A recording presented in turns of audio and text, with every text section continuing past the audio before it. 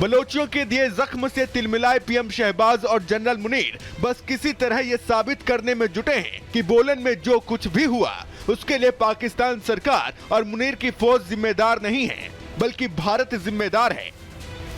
बलूचिस्तान के नागरिकों पर कहर की सच्चाई छुपाने वाली मुनीर की फौज जहां एक तरफ बोलन में पाकिस्तान जो है वो दरकार होता है ऐसे वाकयात को करने के लिए, और फिर इसके बाद ये आप ये कह लें कि इनकी प्लानिंग तो शुरू से चल रही होगी।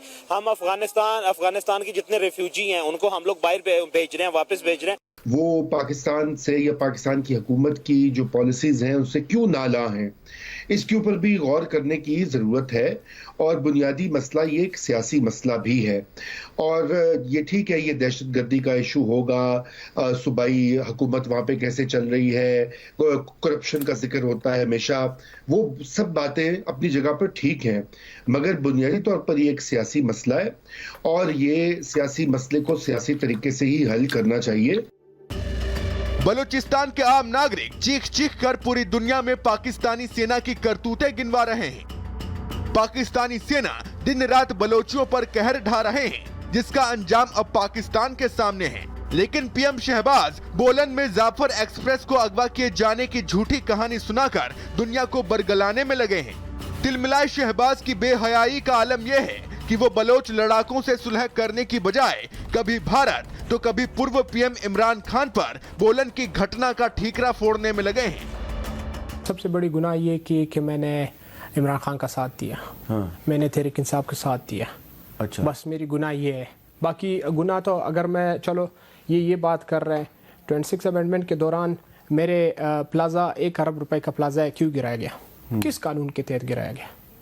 मैं आपको एनओसी दिखाऊंगा, मैं उसका बैंक चालान दिखाऊंगा। अच्छा, वो सारी बातें मैं आपकी अपनी जगह। ये जो जाफर एक्सप्रेस पे अटैक हुआ, आप इसकी मजम्मत करता हूँ। हम पूरे बलूचिस्तान वाले इसका मजम्मत करते, इसको संजीदगी से लिया जाए। मैं आपको बता रहा हूँ, अगर ये इनका हल ऑपरेशन नहीं है, ये कोई ऑपरेशन इसका हल नहीं। जब एक कौम को या एक जो होता है टेरिटरी, उसको जब राइट्स नहीं मिलते तो उन्होंने कुछ ना कुछ तो करना ही होता है। अब जैसे कि सुई गैस की बात कर लेंगे, वो बलूचिस्तान से निकली थी, तो जब पंजाब और बाकी लाहौर वगैरह को मिल रही थी उसके तकरीबन 1-2 साल बाद, और जबकि बलूचिस्तान को मिली थी कितने साल के बाद, तो जब उनको बेसिक राइट्स ही नहीं मिलेंगे तो उन्होंने कोई इस तरह के हथकंडे इस्तेमाल करने ही होते। ये पहली बार नहीं है जब पाकिस्तान अपने ही झूठे प्रोपेगेंडा में नंगा हुआ है। पाकिस्तान को जिल्लत झेलने की पुरानी आदत है, इस बार भी यही हो रहा है। एक तरफ जहां बलोच लड़ाकों के रिहा किए गए पाकिस्तानी नागरिक पाकिस्तान सरकार की झूठी कहानी की पोल खोल रहे हैं, तो दूसरी तरफ मुनीर की सेना बलूचिस्तान में लगे सदमे से पूरी तरह हिल गई है। तो अब पाकिस्तान के लिए एक बहुत बड़ी समस्या खड़ी हो गई है। चाहे ये अभी जो क्लेम कर रहे हैं कि जी हमने इनको रेबल्स को मार दिया, 30 हैं, जितने भी हैं, अफसोस की बात है कि भाई ये इतना खून खराबा हुआ। पर क्यों हो रहा है? क्योंकि जब आप हुकूमत ठीक तरह से नहीं करेंगे, आप लोगों की एस्पिरेशंस को नहीं समझेंगे, आप लोगों के लिए काम नहीं करेंगे, सिर्फ आप अपने घर भरते रहेंगे, तो तब ये होगा। बेशक पाकिस्तान के बलूचिस्तान में बीएलए का किया गया हमला पाकिस्तान की फौज के लिए बड़ा सेटबैक है। इस झटके से उबरने में पाकिस्तान को बड़ा वक्त लगेगा, क्योंकि एक तरफ जहां बीएलए ने पाकिस्तानी फौजियों को गाजर मूली की तरह काटना शुरू कर दिया है, तो वहीं बीएलए ने बोलन में ट्रेन हाईजैक करके ये संदेश भी दे दिया है कि वो अब बलूचिस्तान की आजादी मांगेंगे नहीं, हथियार के दम पर छीन लेंगे। Bureau report, Republic Bharat. और पश्चिम बंगाल से खबर आपको लगातार हम बता रहे हैं। पश्चिम बंगाल की जादवपुर यूनिवर्सिटी में रिपब्लिक बांग्ला के रिपोर्टर पर हमला हुआ है।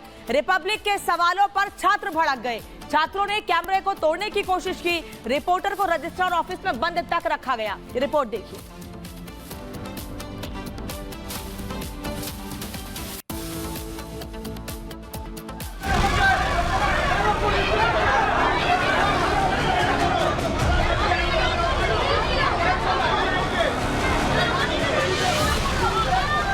रिपब्लिक बांग्ला रिपोर्टर पर हमला क्यों? महिला रिपोर्टर से बदसलूकी क्यों? यूनिवर्सिटी में छात्र हैं या फिर गुंडे? ममता राज में ये क्या हो रहा है? पश्चिम बंगाल में रिपब्लिक बांग्ला के रिपोर्टर पर हमला किया गया।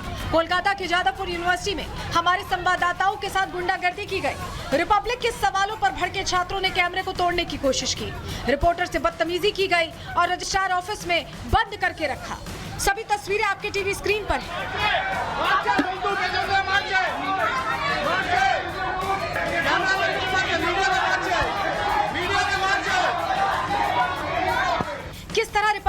की रिपोर्टर पिंकी को जादवपुर यूनिवर्सिटी में पढ़ने वाले छात्रों ने टारगेट किया। उनसे वीडियो फुटेज को डिलीट करवाने की कोशिश की, क्योंकि सवाल पूछा था, वो भी इतना कि जो छात्र यहाँ हैं, क्या सभी के पास आई कार्ड हैं? ममता राज में बंगाल में ये पहली बार नहीं है जब सवाल पूछने पर मीडिया कर्मियों पर हमला किया गया हो, उनसे बदसलूकी की गई, उन्हें धमकाया जा रहा हो। महिला रिपोर्टर होने पर भी सभी सीमाएं लांघ दी गई हैं।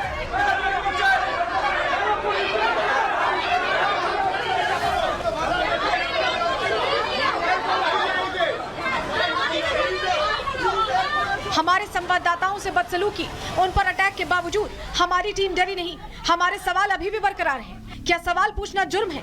और सवाल पूछने पर क्या मारपीट की जाएगी? और सबसे बड़ा सवाल ये है कि क्या ममता राज में मीडिया अनसेफ है और खबर दिखाएंगे तो हमला किया जाएगा?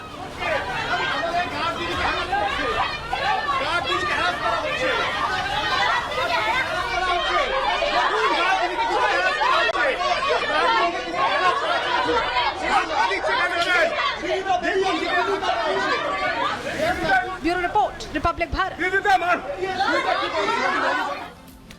और चलिए अब अगली खबर आपको बता दें, औरंगजेब की कब्र का मामला तूल पकड़ता जा रहा है। इस बीच सीएम योगी आदित्यनाथ ने औरंगजेब का महिमा मंडन करने वालों को आड़े हाथों लिया है।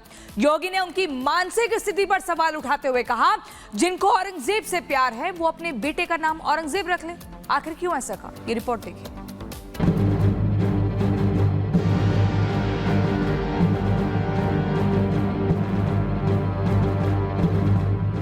मानसिक रूप से विकृत कोई व्यक्ति ही औरंगजेब को अपना आदर्श बना सकता है। मुगलों के सबसे क्रूर बादशाह औरंगजेब को लेकर बवाल मचा हुआ है।